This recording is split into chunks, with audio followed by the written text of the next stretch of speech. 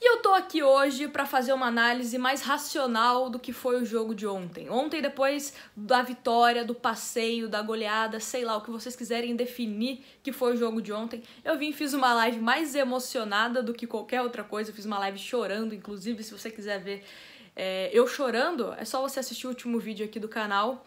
Mas hoje a gente tem que falar dos pontos fortes, principalmente o que o Cuca fez pra conseguir dar mais um nó no Renato Portaluppi. O Santos conseguiu vencer o Grêmio no Campeonato Brasileiro, um show do Marinho também. Depois o Santos vai na Libertadores e acaba empatando, né, um jogo que o Santos merecia até mesmo uma vitória. E ontem tivemos uma goleada, uma sonora goleada de 4-1 em cima do Grêmio, valendo uma vaga na semifinal que a gente conquistou com muito mérito. Muito mérito. O Santos jogou demais, demais. Bom, primeiro a gente tem que falar que o Grêmio também não funcionou ontem, né? O Grêmio que teve a volta de alguns jogadores importantes, o próprio Jean-Pierre, que a gente tinha alertado aqui no pré-jogo, que seria um jogador importantíssimo para o Grêmio, a torcida do Grêmio depositava muita confiança em cima dele, o próprio Darlan também, que jogaria como titular, jogou como titular, mas acabou sendo sacado do time, né, por conta dos gols que o Grêmio foi tomando e o Portaluppi tentando ir para cima do Santos de qualquer maneira. Mas o que acontece? Eu acho que é importante a gente exaltar alguns jogadores do Santos. Obviamente, Marinho, a lei do ex não tem dó nenhuma do Grêmio, né? Qualquer oportunidade que ele tem de fazer um gol no Grêmio, ele está fazendo. Mas eu acho que a gente também precisa exaltar o Caio Jorge, que foi absurdo o que o Caio Jorge fez. 5 gols já nessa Libertadores, jogou demais. Foi muito inteligente, reparando na movimentação, né? Logo na saída de bola do Grêmio, 10 segundos de jogo, ele acaba fazendo o primeiro gol, e aquele gol desnorteou o Grêmio. Até depois do gol do Santos, a gente percebe que nos lances seguintes, o Grêmio estava um pouco assustado com essa pressão que o Santos fez, né? O Santos indo para cima, incomodando demais a defesa do Grêmio, chutando em cima do Vanderlei. Então o Santos conseguiu desnortear o Grêmio fazendo esse gol que o Caio Jorge fez. Até o Caio Jorge, depois do jogo, ele falou, né, que quando ele observa que a bola estava indo em direção do Braz, ele vai para cima porque ele sabia que ele era mais rápido, que ele ia conseguir pegar essa bola do David Braz. Então, uma inteligência e um posicionamento inteligente também do Caio Jorge. Então, Caio Jorge joga muito. A gente sempre fala aqui, ele tem uma função tática importantíssima de abrir espaço, mas também é um jogador que sabe sim fazer gol. Ele tem 5 gols na Libertadores, né? É um dos artilheiros da Libertadores nessa edição. Então, jogou muito bem e é com certeza o gol que ele fez que deu um passo gigante para o Santos avançar para a semifinal da Libertadores. Outro jogador que a gente tem que falar aqui é o John, né? As defesas que o John fez durante o jogo foram importantíssimas, não só no jogo de ontem, né, mas também no jogo de ida, nessa sequência de Libertadores que ele vem jogando como titular no Santos. Então foi super bem, importantíssimo para o Santos. Tivemos também Lucas Braga, que inclusive viralizou uma foto dele, né, com essa camisa aqui, por isso que eu coloquei em homenagem ao Lucas Braga, jogou demais. A arrancada que ele deu pro gol do Marinho foi surreal. Ele até ajudou entre aspas, né, modo de dizer, a lesionar o lateral do Grêmio, né, que daí depois entra o Vitor Ferraz, porque ele deu uma arrancada que o jogador do Grêmio não conseguiu acompanhar e precisou até ser substituído, né? Ele para no lance porque ele sentiu ali a contusão. Foi muito inteligente, ele foi muito inteligente, ajudou na marcação de encaixe que o Cuca fez muito bem, mais uma vez o Cuca fazendo isso, né? A gente até daqui a pouco vou falar sobre essa marcação de encaixe, mas foi muito bem. É muito bacana a gente ver essa evolução do Lucas Braga no Santos. Ele que era um jogador bastante criticado, eu mesma já cheguei a fazer algumas críticas ao Lucas Braga, que ele não estava rendendo em alguns jogos, mas quando a gente sabe, né, ficou sabendo que o Soteldo seria desfalque, ele pegou essa responsabilidade e jogou muito bem. Foi fundamental o que ele fez, principalmente nesse jogo contra o Grêmio, nesse jogo de volta lá na Vila Belmiro.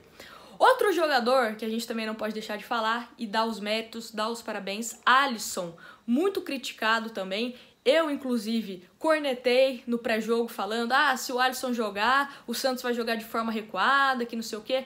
O Alisson, ele simplesmente pegou o Jean-Pierre e colocou no bolso dele. Inclusive, Alisson, toma cuidado na hora que você for colocar para lavar a sua calça, sua bermuda, porque pode estar o Jean-Pierre lá no seu bolso, né? Jogou demais o Alisson, ele anulou um dos principais jogadores do Grêmio. Se o Grêmio também não conseguiu fazer muita coisa na Vila Belmiro, foi porque o Jean-Pierre ficou abaixo. A gente não se lembra de ouvir falar de PP, Jean-Pierre e Diego Souza. Aliás, o Diego Souza eu só me lembro no segundo tempo ele falando que o Santos tinha achado 2 gols, que é uma piada ele falar isso. E também depois ele tentando arrumar a briga com os jogadores do Santos, né? Que deveria ter sido expulso, Diego Souza, né? Porque ele fez ali no John, deveria ter sido expulso, né? Mas enfim. Outro jogador que não tem como falar é o novo queridinho da torcida do Santos, Sandri. Como joga bola esse menino? Apenas 18 anos, parece que ele tem, sei lá, é um veterano jogando Libertadores. Né? Na minha opinião, o Cuca tem que se virar e colocar esse menino como titular do Santos. Tem que se virar. Não sei o que o Cuca vai fazer, mas não tem como esse menino sair do time do Santos. A personalidade que ele fez, né, o que ele teve nesse jogo, principalmente contra o Grêmio, foi surreal. Sério, surreal. A maturidade que ele tem de jogar bola, a visão de jogo que ele tem, né, o passe que ele olha o Lucas Braga e faz... Sabe? Então, assim, a gente precisa valorizar também a nossa categoria de base, mais uma vez, dando conta do recado. Jogou demais o Sandri. Parabéns, jogou muito. Marinho, né? Já falamos aqui, não precisa a gente ficar falando do Marinho, porque elogiar o Marinho é meio pleonasmo, joga muito, ainda mais contra o Grêmio. Mas eu queria falar sobre marcação de encaixe, né? Que eu tinha comentado aqui. Até uma matéria muito bacana que está no Globoesporte.com, acho que foi feita pelo Léo Moreira, que é muito legal entender como o Cuca trabalhou para essa partida em especial contra o Grêmio. É até uma forma que o Cuca vem aplicando em alguns jogos, mas contra o Grêmio ficou muito visível isso, né? Vou até ler um trechinho aqui, ó. Os encaixes funcionam assim, né? A marcação por encaixe. Cada jogador tem um determinado setor, uma área que é a dele. Dentro desse setor, a principal referência de ação é o adversário. Se o adversário entra na zona, então ele deve ser marcado de perto. De modo oficial, a marcação por encaixes é uma marcação mista, que usa um pouco de espaço e um pouco de individual como referências. E outra coisa que a gente também tem que falar em relação a isso é como o Caio Jorge e o Marinho, em alguns momentos, estavam mais livres dessa marcação. Eles ajudam sim em um determinado momento, mas em outras circunstâncias do jogo eles estão mais livres para se posicionar visando o contra-ataque. Então, o Santos jogou também focado nesse contra-ataque. O Santos fez gols de contra-ataque contra o Grêmio e foi exatamente por conta disso. O Santos estava encaixado e quando conseguia pegar a bola, passava ou para Lucas Braga ou Marinho em velocidade, até mesmo o Caio Jorge ajudava bastante nesse processo. Então o Santos soube sim utilizar um ponto forte do Grêmio, que o Grêmio estava vindo para cima da gente, principalmente quando começou a tomar um gol em seguida, e o Santos ali na dele, sabendo o que ia fazer quando tivesse com a bola. Então foi fundamental todo esse raciocínio do Cuca. Os jogadores também entenderam isso, se posicionando muito bem. Essa visão mesmo de jogo do Caio Jorge, de saber que se ele pressionasse um pouco, né, o David Braz, ele ganharia e poderia acabar fazendo gol. Então tudo isso foi muito interessante. Essa visão de jogo que o Santos teve, a gente espera que leve para o Campeonato Brasileiro, para os próximos jogos da semifinal também. A gente não sabe se será Racing ou Boca, né? No primeiro jogo deu Racing, mas a gente espera que o Santos completo agora, com a volta do Soteldo, né, e com a volta do Diego Pituca, o Santos consiga ser ainda mais forte para essa reta final de Libertadores. 3 jogos para que o Santos consiga o tetracampeonato da Libertadores, que eu acho que é possível. Se o Santos jogar da forma que jogou contra o Grêmio, mais com esses reforços de Soteldo e Diego Pituca, a gente tem chance sim de conseguir o tetracampeonato da Libertadores. Inclusive é um pedido que eu faço aqui, né? Hoje, quinta-feira, teremos reunião do Conselho Deliberativo para definir uma transferência ou não do Pituca para o futebol japonês. Eu sinceramente espero que isso seja vetado, porque o Santos não pode contratar ninguém, e mesmo se pudesse também, a gente não tem tempo hábil, né, para entrosamento, enfim. O Pituca é um jogador importantíssimo para esse meio-campo do Santos, e eu espero que o Conselho vete, né? O Santos vai ganhar uma bolada aí, dessa ida para a semifinal da Libertadores, tem o dinheiro também das quartas de final, então eu acho que dá sim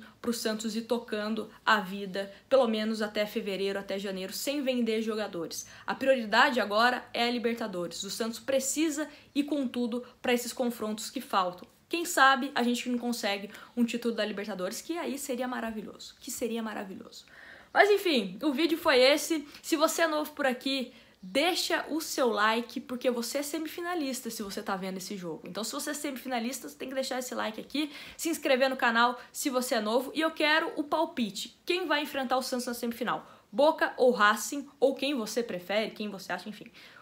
Os comentários estão aqui. Até o próximo vídeo.